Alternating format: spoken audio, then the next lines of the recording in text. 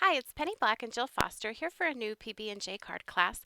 And I was recently inspired by some cards on Michelin Jourdain's Facebook page using Penny Black stamps and gold and silver embossing with watercolors. So I decided to create a set of 3 cards and share with you 3 videos where I am doing just some basic stamping, embossing, and painting.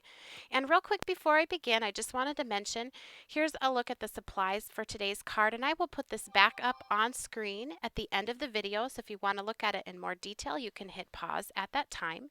So I am using Penny Black's Summer Glow floral stamp. I've used this stamp in several videos and I just love this stamp so much. It's great for lots of techniques, but I'm going to begin by stamping this with Versamark ink onto Canson 140-pound cold press watercolor paper.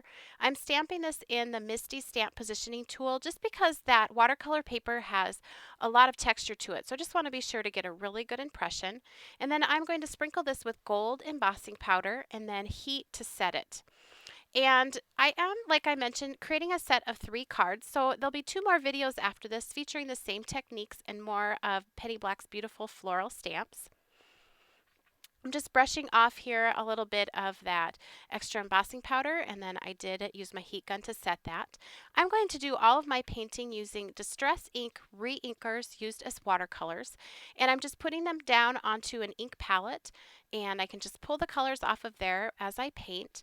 I will list all of the exact colors used at the very end of the video along with all of the supplies I'm using in today's card. And so basically what I'm doing is mixing in a little bit of water with those re-inkers and painting each petal by petal. And while it's still wet, I can drop in different colors and sort of let them bleed and blend on their own. For this card, I'm using picked raspberry, spiced marmalade, and fired brick for the flowers, and then peeled paint and forest moss for the leaves. And what's nice is with the embossing, it creates sort of like a ridge there where it's embossed, so it's very easy to stay in the lines. You can typically work petal by petal or petals that are right next to each other, and you don't have to worry about things sort of blending or flowing into each other or creating a blob because of that. So it's easy to stay in the lines, and it's just really a relaxing way to paint. I like using the re-inkers just because the color is really vibrant and bold just right from the beginning, and that's the look I wanted to have next to that embossing. But you could use any of your favorite coloring mediums for these cards and with these stamps, colored pencils, standard watercolors, whatever you have on hand and you like to do. I find the elegance of these stamps just really shines no matter what medium you use to paint with them. So with that being said, I'm just going to turn on a little bit of music here while I finish painting this, and hopefully you can just relax and enjoy the painting just as I did. And I'll be back in a little bit.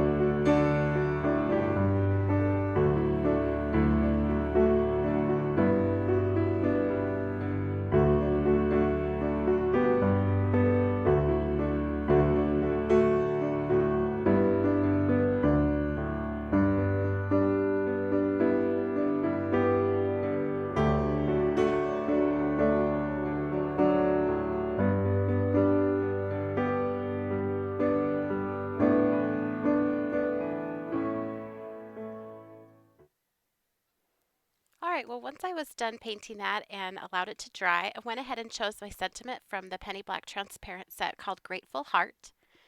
And I am going to go ahead and stamp this using the Misty Stamp Positioning Tool again, just so that I'm able to get a really good impression on that cardstock on the watercolor paper.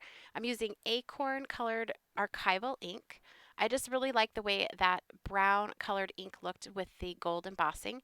And I did take a Faber-Castell Design Memory Craft Pit Artist pen in dark sepia and just color in just a little bit here on the flowers to tie into that darker stamped sentiment.